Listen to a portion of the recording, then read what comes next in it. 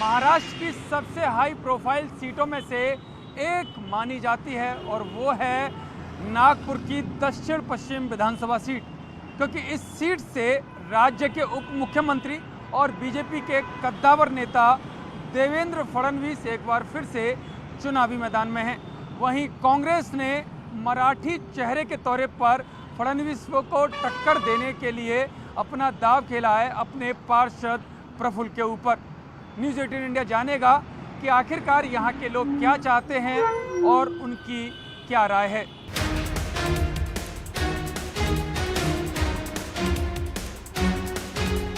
क्या चाहते सरकार, जो नई सरकार आए तो क्या बदलाव हो, क्या चेंजेस हो आपके राज्य में? चेंजेस ये जो एजुकेशन के मामले में जो बहुत सी लड़कियां बहुत सी ये करती है कि नहीं एजुकेशन बहुत महंगा हो गया है। इसके लिए पिछले साल कुछ साल पहले सुसाइड भी किया था एक लड़की ने कि उसके पेरेंट्स वो नहीं भर सकते थे पैसे, तो इसलिए सुसाइड भी किया था कि ये एजुकेशन जो भी है वो थोड़ा कुछ जो कॉस्ट बहुत बढ़ा दिया गया है वो कम हो जाए। क्या आपको लग रहा है कि अब चुनाव आ गए हैं तो सरकार ने कोई यहाँ काम किया है या कुछ चेंजेस होने की जरूरत है? सरकार ने कुछ भी काम किया नहीं है, सिर्फ रोड के सिवाय कोई काम नहीं है, सिर्फ तामझाम चालू है, महंगाई बढ़ गई है क्या, और लोग परेशान है सरकार से, इसलिए लोग पूरे सरकार बदलना चाहते हैं। चुनाव आ गए हैं तो क्या डिमांड है आपकी? आपको लगता है इस सरकार में काम हुआ है आपके शहर में?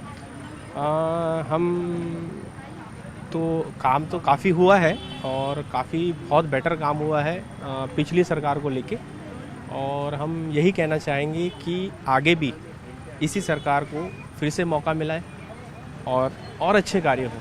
क्या बोलेंगे, मोदी सरकार से तो बिल्कुल खुश नहीं है। जैसे हमारे फुटपाथ वाले भाई लोग हैं बहुत परेशान चल रहे हैं, इतना परेशान चल रहे हैं क्या गडकरी के कारण आज फुटपाथ नहीं लग रही है।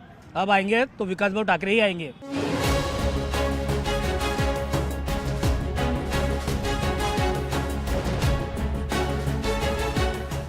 नागपुर की दक्षिण पश्चिम विधानसभा सीट का हम जायजा ले रहे हैं और ये जो सीट है वो हॉट सीट इस वजह से बनी हुई है क्योंकि राज्य के डिप्टी सीएम यहाँ से उम्मीदवार है और उनको कांग्रेस के प्रफुल्ल टक्कर दे रहे हैं। हमारे साथ यहाँ के लोग हैं, मैं आपसे जानना चाहूँगा क्या लग रहा है कि आपकी इस विधानसभा पर काम हुआ है, सरकार ने काम किया है? नहीं, यहाँ कोई काम नहीं हुआ है। यहाँ उनका जो देवेंद्र फडणवीस है डिप्टी सीएम है, उन्होंने यहाँ ध्यान ही नहीं दिए। वो तोड़ना फोड़ना और अपनी सत्ता बचाने के चक्कर में रहे, और यहाँ हमारा जो बहुत सारा एरिया स्लम एरिया में आता है तो वहाँ पे कुछ भी विकास नहीं हुआ है। क्या डिमांड है नागपुर? डिमांड बोले तो लोग बेरोजगार लोग है, उनको ड्यूटियाँ लगने को होना, अच्छी कंपनियाँ आने को होना, बड़ी बड़ी। क्या चाहिए नागपुर को, प्राथमिकता क्या है? नागपुर को रोड नहीं चाहिए, नागपुर को बाकी सब सुविधा चाहिए। गरीबी, रोड बने हुए हैं, रोड तो ऑलरेडी बने हुए हैं। जो महंगाई है, महंगाई कम होनी चाहिए।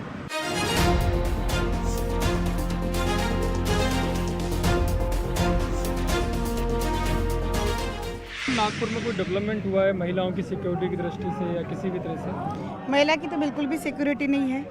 हर जगह ज़्यादा से ज़्यादा रेप केसेस आप सुन रहे हो, हमको तो बताने की ज़रूरत नहीं है क्योंकि सब लाइव अभी चल रहा है, हर जगह केसेस हो रहे हैं, तो सिक्योरिटी तो बिल्कुल भी नहीं है। और हम यही चाहते हैं कि अभी नया बदलाव हो जाए। एक लाडली बहन योजना की है घोषित यहाँ की सरकार ने, आपको लगता है फ़ायदा मिलेगा उनको इसका? और नहीं, फ़ायदा तो नहीं मिलेगा। और उन्होंने जो लाडली बहन योजना जो है उन्होंने on the time election before क्यों अनाउंस किया और क्यों देना चालू किए? ये वो पहले भी दे सकते थे, उनकी 1-1.5 साल से उनकी जो सरकार चल रही है तब भी वो कर सकते थे, लेकिन वो इलेक्शन बिफोर क्यों दे रहे हैं? ये सीधा सा जाहिर है कि ये पूरी फंसवेगिरी है। सिर्फ इलेक्शन के हिसाब से वो लोग उन्होंने ये चालू किया है, चुनावी फायदे के लिए, सिर्फ चुनावी फायदे के लिए चल रहा है उनका।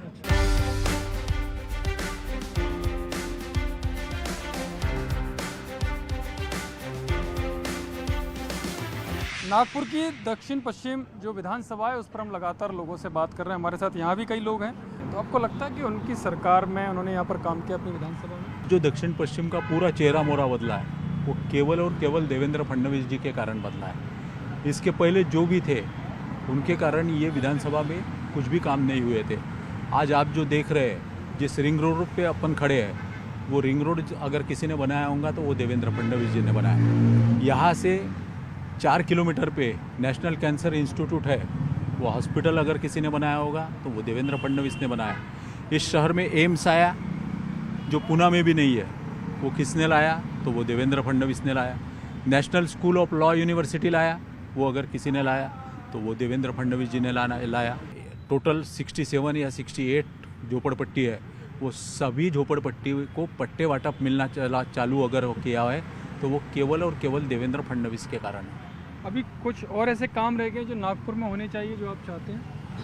वैसे तो माननीय देवेंद्र जी के नेतृत्व में नागपुर शहर के सारे काम हो चुके हैं, पर तभी भी लोगों की जो छोटी मोटी समस्या है ये आने वाले 5 साल के अंदर में सारी समस्या खत्म हो जाएंगी और सही मात्रा में नागपुर शहर का उनके नेतृत्व में विकास होगा। यहाँ के युवाओं को रोजगार मिल ही रहा है, पर अभी जो नया मिहान का एयरपोर्ट का बना हुआ है और अभी उसको सुप्रीम कोर्ट ने जो अप्रूव्स दिए, उसके बाद में नागपुर शहर का जो टेकअप होगा वो अतुलनीय होगा। पूरे महाराष्ट्र में ही नहीं तो पूरे देश भर में और दुनिया भर में नागपुर शहर जो 1 नंबर का शहर होगा उनके नेतृत्व में। ये करें कि अब पानी सड़कों पे बहुत बढ़ जाता है, पानी निकलने की कोई व्यवस्था नहीं है यहाँ पर, ऐसा है क्या? नहीं, ऐसा वगैरह कुछ नहीं है, क्योंकि कोई भी काम अगर सरकार करता है तो उनके एक्सपर्ट्स टीम होती है, वो सब एक्सपर्ट टीम का स्टडी, तो नेचुरल है कि वो सब उनका विश्वास लेने के बाद में काम किए जाते हैं।